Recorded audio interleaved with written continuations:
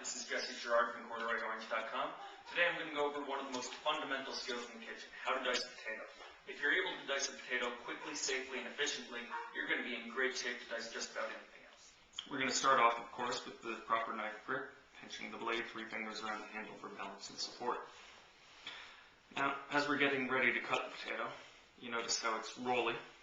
You don't want your fingers to roll over into the path of the knife. So the first thing I'm going to do, slice off just one piece of the potato. This is going to give me a flat bottom that I can put down on the cutting board. Now the potato is going to stay put and not roll away anywhere while I'm trying to cut it.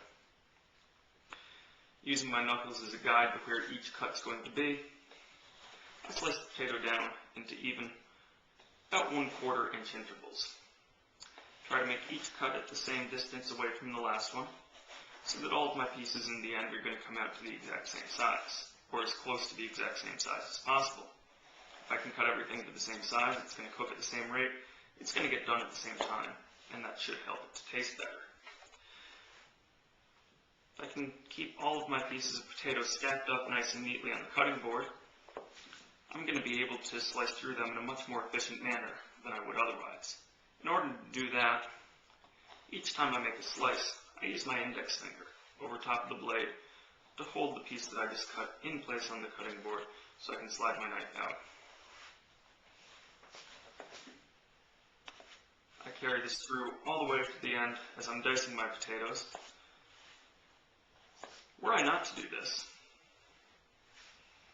you can see that the potatoes would stack up on the blade, make it a little bit harder for me to see what I'm cutting, crash into my knuckles, fall all over the cutting board, and make the process just a little bit less neat and less efficient.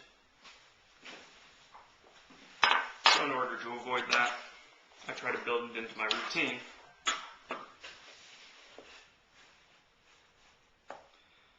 That I cut everything as neatly as possible. That one piece is just a little bit thinner than the rest, so I'll probably just eat it raw on my own afterward.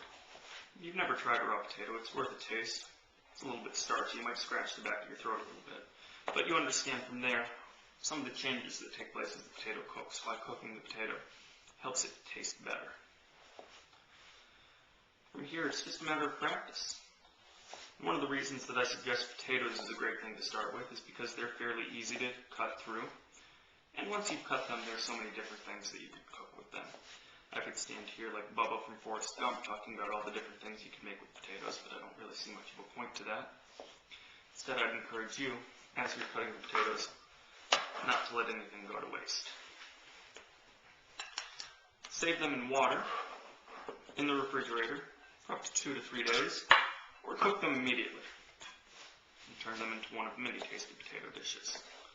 And you notice, of course, that I still have the skin attached to the potato.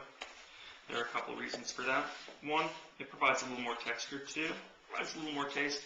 And 3, by retaining the skin on the potato whenever possible, you get better nutrition, more vitamin C, more potassium, and more fiber. From Corduroy Orange, I'm Jesse Gerard.